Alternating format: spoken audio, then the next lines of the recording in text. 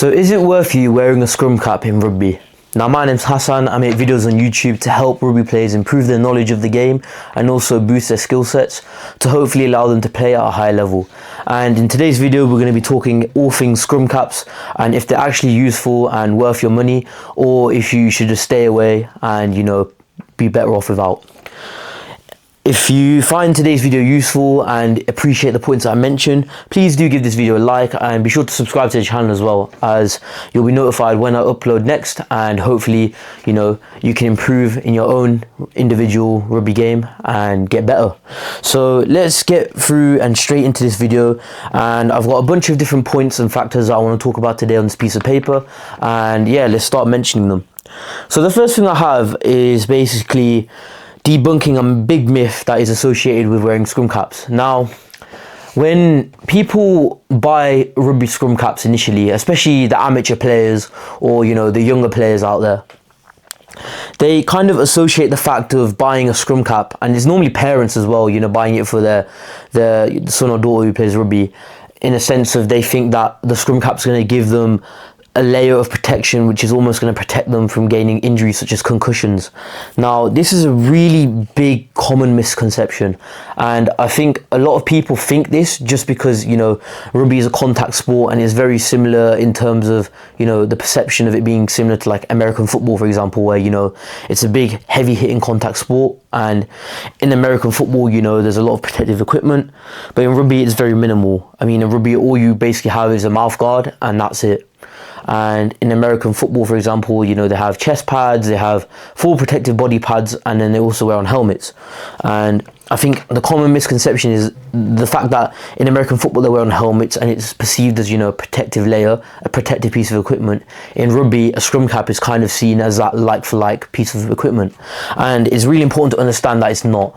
A scrum cap can provide protection in certain ways, but it by no means will prevent a concussion from occurring, because what we need to remember is concussion occurs when the brain inside of the skull shakes, and this is something that can't be prevented by a thin piece of foam which covers the skull.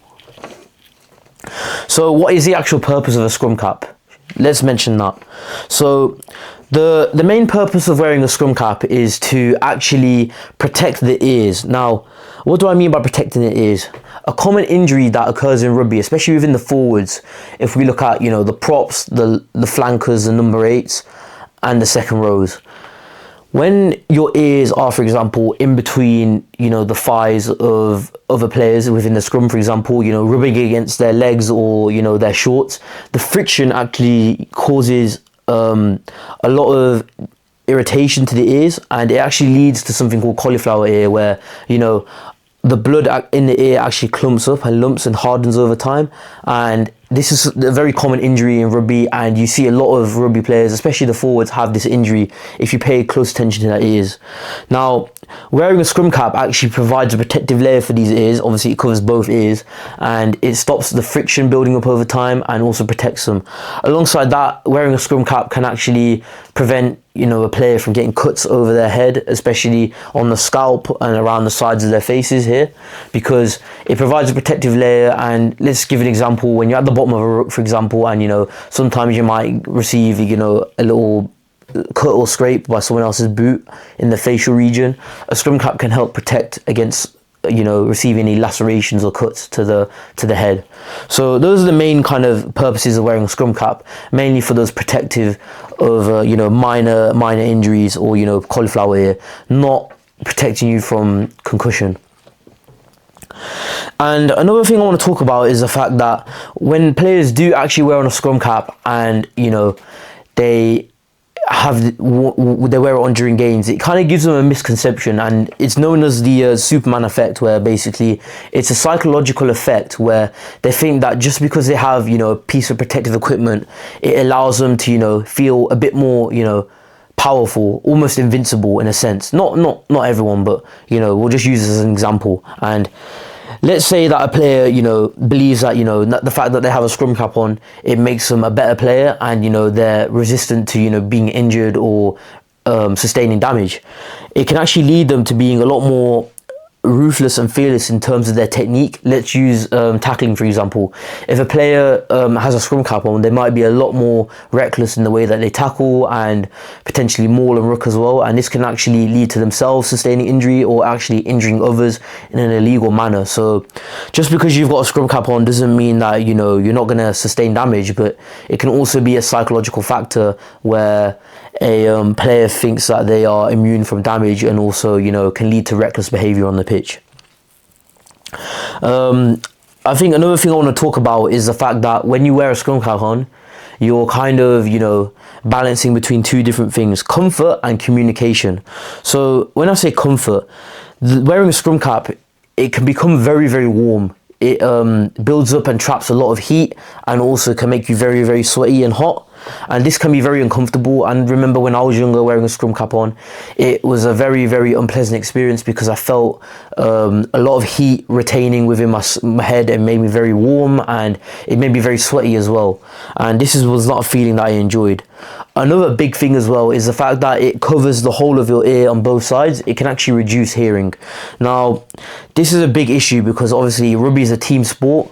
You want to be able to communicate and listen 100% of the time to your teammates in an effective manner. And if your hearing is, you know, is jeopardized by the fact that you have a scrum cap on, and it's, you know, reducing your ability to hear effectively, this can be a major issue. Let's say, for example, your scrum half or your fly half is trying to communicate to you, and you can't hear what they're saying, and you miss what they say, and it can lead to, you know, a technical fault within your team.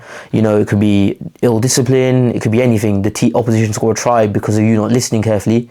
That can be a detrimental factor to your game. So you want to really keep that in mind when buying and wearing a scrum cap on. Can you still hear properly? That's very important. And to be honest, in my opinion, I would say you only need to wear a scrum cap on if you're a forward and you need the necessary protection around the head, and especially the ears, if they are, you know, exposed to a lot of friction and contact. So now I just want to go over and remind you guys a few of the pros and cons of wearing a scrum cap.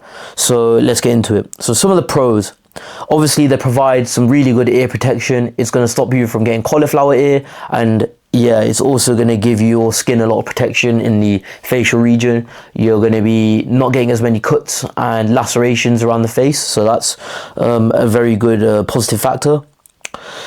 Another thing as well, which I haven't mentioned, is if you're a player who has, you know, longer hair, it can be quite a good way of keeping your long hair out of your face.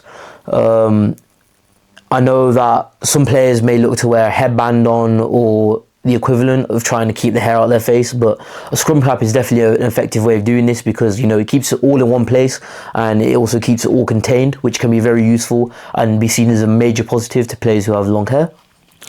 And then I think the final positive is just the fact that it can give you a massive mental confidence boost. Just knowing you have a little bit of extra protection can allow you to play a lot harder, a lot more physically, but at the same time, it is very much constricted in terms of how much protection it actually gives you. But for some players, all they need is a little bit of a mental boost to allow them to, you know, play at a higher level and, you know, have that confidence within their game. And then if I just go through some of the cons I've mentioned. So the first one is that full sense of security, and the fact that it does not stop you from getting concussions or other major head injuries.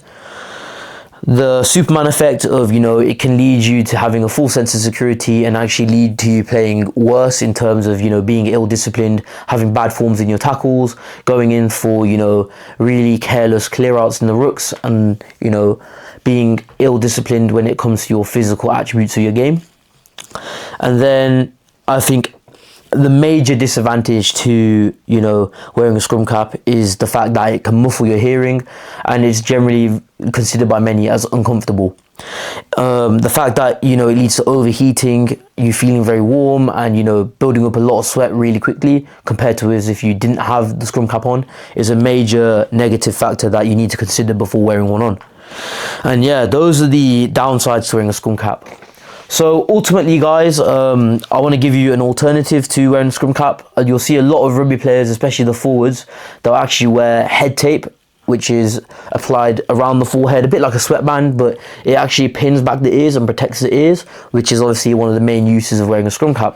The benefits of this is the fact that, you know, you don't get overheating, you know, you're not going to feel too warm, and you're also not going to be sweating as much due to the fact that your head is enclosed within the scrum cap. But again, your hearing may be jeopardized slightly, but not to the same extent as wearing a scrum cap, so that's just to keep in mind. And some players may not actually like wearing the tape. It may, you know, damage their skin, or, you know, irritate their hair, and it just may not be comfortable for them to, you know, play at their highest standard, so that's to keep in mind as well. But that's basically this video summed up, guys. I'll leave it down to you whether you think that scrum caps are useful or not. Let me know in the comments below if you think that scrum caps are useful, or if you think they are, you know, not useful at all and you wouldn't wear one on. And yeah, that's being said, guys, I'd just like to thank you for watching this video.